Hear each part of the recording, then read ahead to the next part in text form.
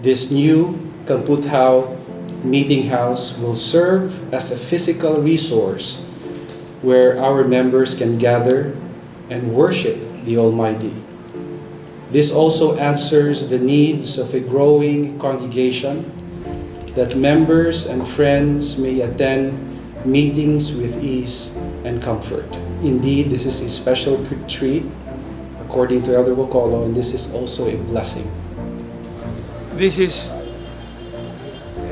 a manifestation of how the Church of Jesus Christ in Latter Day Saints have cultivated, because growth is a product of cultivation.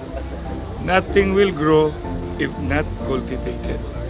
This comes not because of just we have available space, but because of your faith, because of your diligence, and because of your testimony. And so I thank you, brothers and sisters.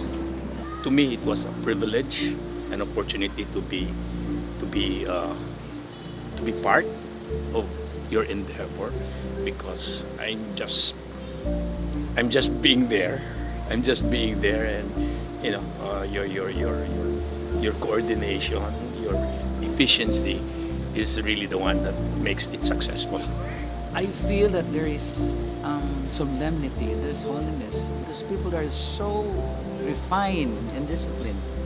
And it's a joy to be here in this dedication of this chapel, especially for the communities of Kamputhaw, Opera, and Busay.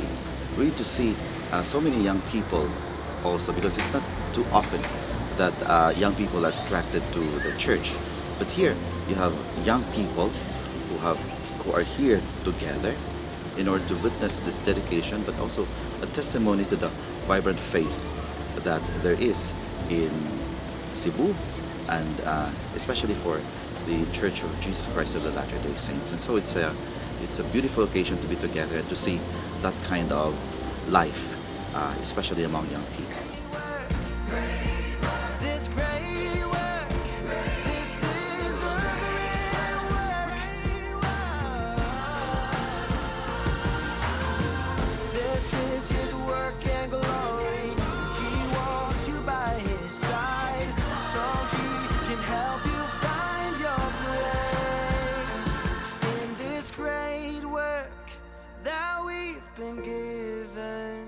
This is a part of His grand design. So don't be weary, He will be with you, and He will lead you through the night. In this great work, this great work, this is a great work.